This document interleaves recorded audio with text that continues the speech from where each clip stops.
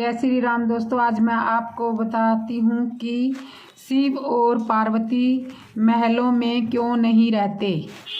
ये आज की कथा है। एक बार माता पार्वती भगवान भोले के साथ में कैलाश पर्वत पर बैठी थी। तभी उनके मन में विचार आया कि सारे देवी देवता तो महलों में रहते हैं, जबकि मेरे पति तो देवों के देव महादेव हैं, फिर भी मैं इस कैलाश पर्वत पर रहती हूँ। यहाँ ना तो कोई महल है और ना कोई आराम की वस्तु है। ऐसा सोचकर माता पार्वती ने भोलेनाथ से कहा, स्वामी सारे देवी देवता तो महलों में रहते हैं, आप क्यों इस कैलाश पर्वत पर वास करते हो? आप भी हमारे लिए एक महल बना दीजिए ताकि मैं भी आराम से रह सकूं। पार्वती जी की बात सुनकर भोलेनाथ जी थोड़ा सा मुस्कुराए और फिर बिना कुछ कहे ध्यान मगन हो गए। और माता पार्वती को भोलेनाथ का यह व्यवहार कुछ ठीक नहीं लगा, किंतु वह बिना कुछ कहे वहाँ से चली गई। जब महादेव ने अपने ध्यान से निकले तो माता पार्वती ने फिर से भोलेनाथ से कहा, हे प्रभु, मेरा भी मन करता है कि अन्य देवों की तरह मैं भी महलों में रहूं। आप भी मेरे लिए एक भवन बना दीजिए। तब महादेव ने उनसे कहा, देवी, महल में रहना हम लोगों के लिए उचित नहीं है। किंतु माता पार्वती ने महादेव से हट करके कहा कि प्रभु, आपको नहीं लगता कि आपको भी महल में रहना चाहिए? आपका महल तो श्रवण में बने हुए इंद्र महल से भी उत्तम और भव्य होना चाहिए। अब तो हमें महल बना लेना चाहिए। महादेव ने माता पार्वती को बहुत समझाया। वे बोले, देवी, हम तो ठहरे योगी खुले में रहने वाले हैं, हमें भवन का वातावरण रास नहीं आता। हमें तो महल में चैन ही नहीं मिलेगा, क्योंकि महल में रहने के बड़े नियम और बंधन होते हैं। किंतु माता ने तो मन में विचार कर लिया था कि अब महल के बिना वह नहीं मानेगी। वह बोली, है महादेव, जब सारे देवी देवता महल में रहते हैं तो फिर महादेव क्यों नहीं रह सकते? वो क्यों बर्फ की चट्टानों पर रहे? पार्वती जी के इस हट के आगे देवों के देव महादेव को भी झुकना पड़ा। अब उन्होंने इस कार्य के लिए श्रवण से विश्वकर्मा जी को बुलाया, सर्वलोक से विश्वकर्मा जी को बुलाया और उन्हें ऐसा महल बनाने के लिए कहा जो तीनों लोकों में किसी का ना हो। उधर विश्वकर्मा जी भी महादेव के आदेश के अनुसार भवन बनाने के लिए उपयुक्त स्थान की खोज करने लग गए। स्थान की खोज करते हुए उन्हें एक ऐसा स्थान मिला जो चारों ओर से पानी से घिरा हुआ था और बीच में 3 सुंदर पहाड़ थे। वह पहाड़ तरह तरह की फूल और वनस्पति से ढके हुए थे। उस स्थान को देखकर विश्वकर्मा जी ने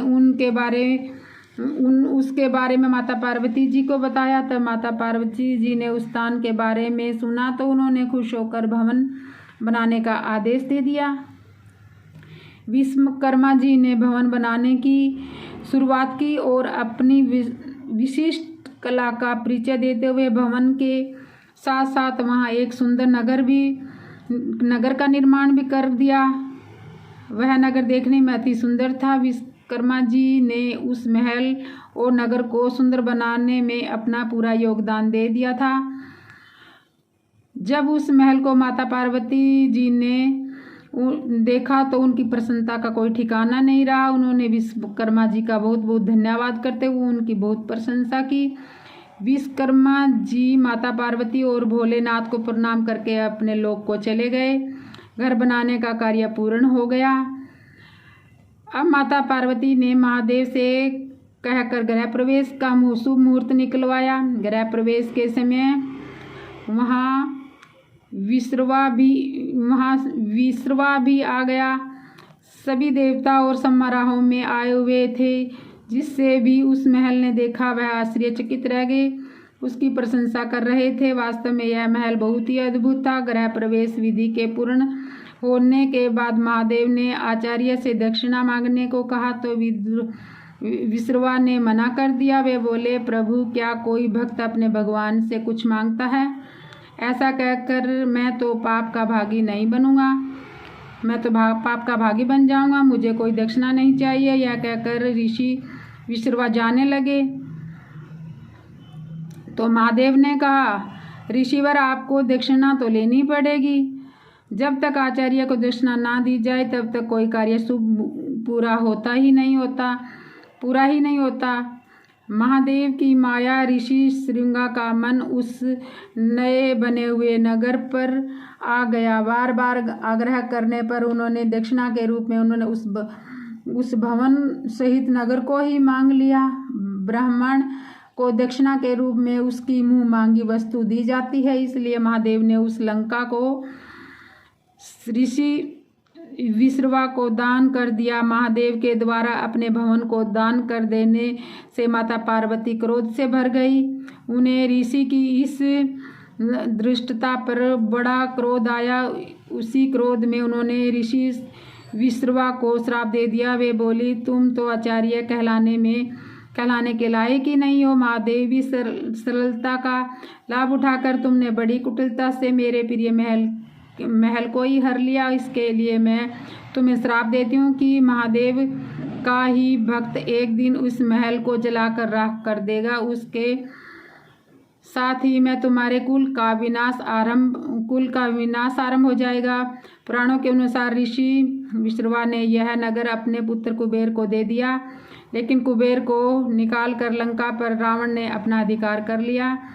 त्रेता युग में शिव के अवतार हनुमान जी ने लंका को जला दिया और उसके बाद विश्रवा के समूल कुल का विनाश श्री राम के द्वारा किया गया। इस कुल में एकमात्र श्री राम की शरण में होने का कारण से वे लोग बच गए जो श्री राम की शरण में थे।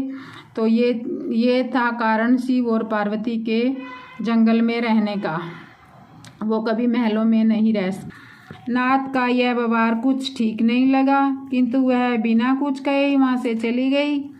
जब महादेव ने अपने ध्यान से निकले तो माता पार्वती ने फिर से भोलेनाथ से कहा, हे प्रभु, मेरा भी मन करता है कि अन्य देवों की